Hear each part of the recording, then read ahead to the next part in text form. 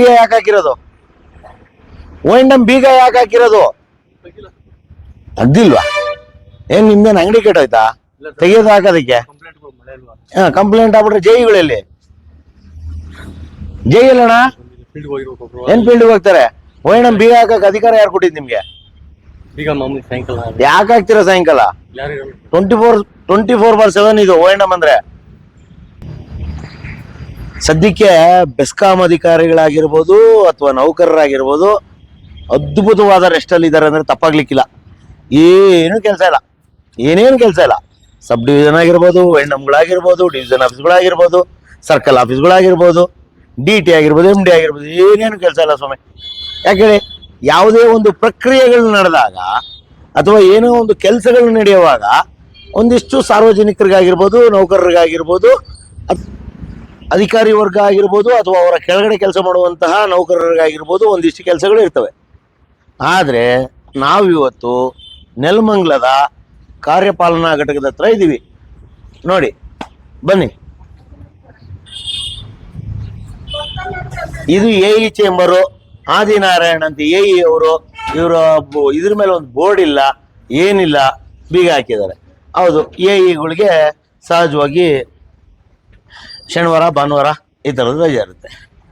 ಇದು ಓವರ್ಸಿರೋಂಥ ಜಾಗ ಮತ್ತು ಜೈಗಳಿರ್ಬೇಕಾದಂಥ ಜಾಗ, ಇದನ್ನು ಬೀಗ ಹಾಕಿದ್ದಾರೆ. ಇದು ಬಿಟ್ಟು ಇದೊಂದಿದೆ, ಬಿಟ್ಟಿ ಜಾಗ ಸಿಕ್ಕೈತೆ, 3 ರೂಮು 4 ರೂಮ್ ಮಾಡ್ಕೊಂಡಿದ್ದಾರೆ. ಇದೊಂದು, ಇದಕ್ಕೂ ಬೀಗ. ಒಟ್ಟಲ್ಲಿ ಎಷ್ಟು ಜನಪ್ಪ ಜೈ? ಎಷ್ಟು ಜನ ಜೈ? 3 ಜನ. ಯಾರ್ಯಾರು?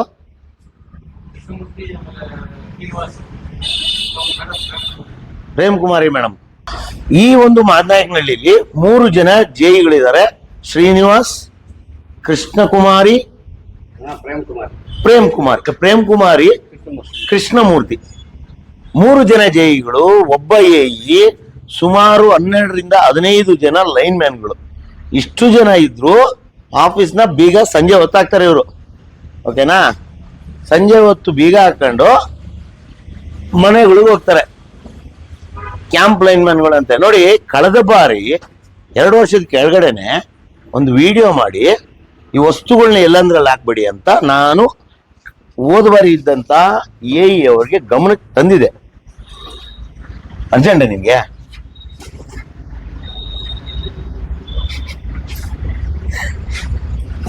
ಹೋದ ಬಾರಿ ಇದ್ದಂತ AEಗೆ ಗಮನಕ್ಕೆ ತಂದಿದೆ ನೋಡಿ.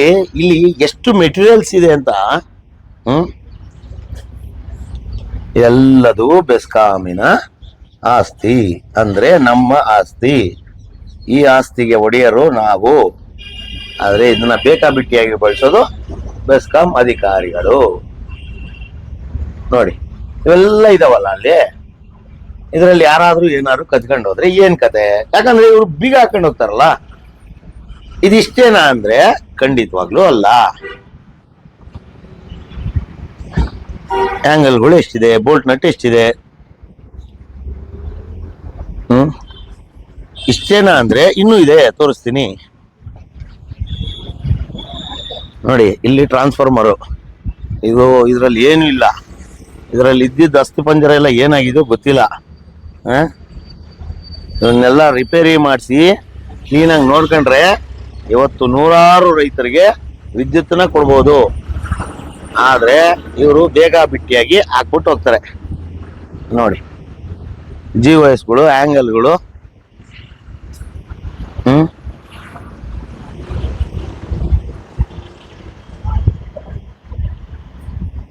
ಈ ತರ ಬೆಸ್ಕಾಂ ಆಸ್ತಿನ ಕಾಪಾಡ್ತಿದ್ದಾರೆ ಅಧಿಕಾರಿಗಳು.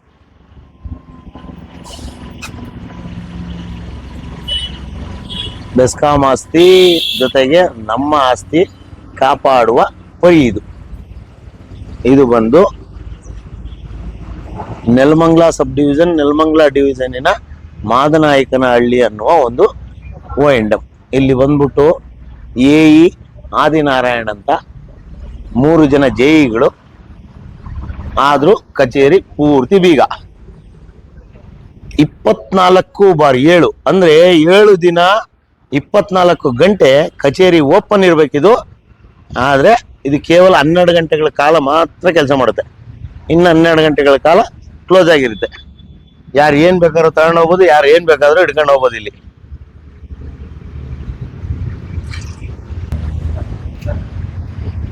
ನೆಲಮಂಗಲದ ಬಾರ್ಡ್ರು, ಬೆಂಗಳೂರಿನ ಬಾರ್ಡ್ರು, ಬೆಂಗಳೂರಿಂದ ಕೇವಲ 20 ಕಿಲೋಮೀಟರ್ ದೂರದಲ್ಲಿರುವಂತಹ ನೆಲಮಂಗಲದಿಂದ ಒಂದು 8 ಕಿಲೋಮೀಟರ್ ದೂರದಲ್ಲಿರುವಂತಹ ಮಾದನಾಯಕನಹಳ್ಳಿ ಅತಿ ದೊಡ್ಡ ಏರಿಯಾ. ಆದಷ್ಟು ರೆಸಿಡೆನ್ಸಿ ಇದೆ, ಹೆಚ್ಚಾಗಿ ಕಮರ್ಷಿಯಲ್ ಇದೆ, ಜೊತೆಗೆ ಇಂಡಸ್ಟ್ರಿ ಸಹ ಬರುತ್ತೆ. ಇಲ್ಲಿಯ ಒಂದು ವೈಂಡಮ್ಮು ಈ ನಾವು ನೋಡಿದ್ವಿ ಕೋಲಾರ, ಚಿಂತಾಮಣಿ, ಮುಳುಬಾಗ್ಲು, ಆಮೇಲೆ ಈ ದೇವನಹಳ್ಳಿ ಸೈಡ್ ಎಲ್ಲ ಇದೇ ರೀತಿಯಾಗಿ ವರ್ಕಿಂಗ್ ಡೇಸ್ ಅಲ್ಲೂ ಅವ್ರು ಬಾಗಿಲು ಹಾಕೊಂಡು ಹೋಗ್ತಾರೆ, ವರ್ಕಿಂಗ್ ಡೇಸ್ ಅಲ್ಲೂ. ಆದರೆ ಇವತ್ತು ಸೆಕೆಂಡ್ ಸಾಟರ್ಡೆ ಬಾಗಿಲು ಹಾಕೊಂಡು ಹೋಗಿದ್ದಾರೆ. ಬಟ್ ಸೆಕೆಂಡ್ ಸಾಟರ್ಡೆ ಮಾತ್ರ ಬಾಗಿಲು ಹಾಕ್ತಾರೆ ಅಂದ್ರೆ ಖಂಡಿತವಾಗ್ಲೂ ಇಲ್ಲ. ಇಲ್ಲಿ ಸಂಜೆ 8 ಗಂಟೆ ಮೇಲೆ ಅಥವಾ 7 ಗಂಟೆ ಮೇಲೆ ಬೀಗ ಹಾಕೊಂಡು ಎಲ್ಲರೂ ಹೋಗ್ತಾರೆ ಮನೆಗೆ, ಅವ್ರವ್ರ ಮನೆಗಳಿಗೆ ಹೋಗ್ಬಿಡ್ತಾರೆ, ನೆಮ್ಮದಿಯಾಗಿರ್ತಾರೆ. ಡ್ಯೂಟಿ ಗೀಟಿ ಏನ್ ತಲೆ ಕೆಡಿಸ್ಕೊಳ್ಳಲ್ಲ. 3 ಜನ ಜೆಇಗಳು ಅದೇನ್ ಮಾಡ್ತಾ ಇದಾರೆ, ಇದನ್ನು ಉಸ್ತುವಾರಿ ನೋಡ್ಬೇಕಾದಂತ AW ಏನ್ ಮಾಡ್ತಾ ಇದಾರೆ, ಇದನ್ನ ನೋಡ್ಬೇಕಾದಂತಹ ಅವ್ರು ಏನ್ ಮಾಡ್ತಾ ಇದಾರೆ, ಯಾಕೆ ಇದು ಕೇವಲ ಮಾದನಾಯಕನಹಳ್ಳಿದ್ ಮಾತ್ರನೋ ಅಥವಾ ಎಲ್ಲಾ ವೈಂಡಮ್ಗಳು ಇದೇ ತರ ಇದೆಯಾ? ವೈಂಡಮ್ ಯಾವುದು ನಮ್ಮ ನೆಲಮಂಗಲ ಸಬ್ ಡಿವಿಷನ್ ವ್ಯಾಪ್ತಿಯಲ್ಲಿ ಗೊತ್ತಿಲ್ಲ. ಒಟ್ಟಲ್ಲಿ ಈ ಒಂದು ವಿಡಿಯೋ ಏನು ನಡೀತಾ ಇದೆ ವೈಂಡಮ್ಗಳಲ್ಲಿ ಸದ್ಯಕ್ಕೆ ಅನ್ನೋದಕ್ಕೆ ಒಂದು ನೈಜ ಮತ್ತು ತಾಜಾ ಉದಾಹರಣೆ. Thank you.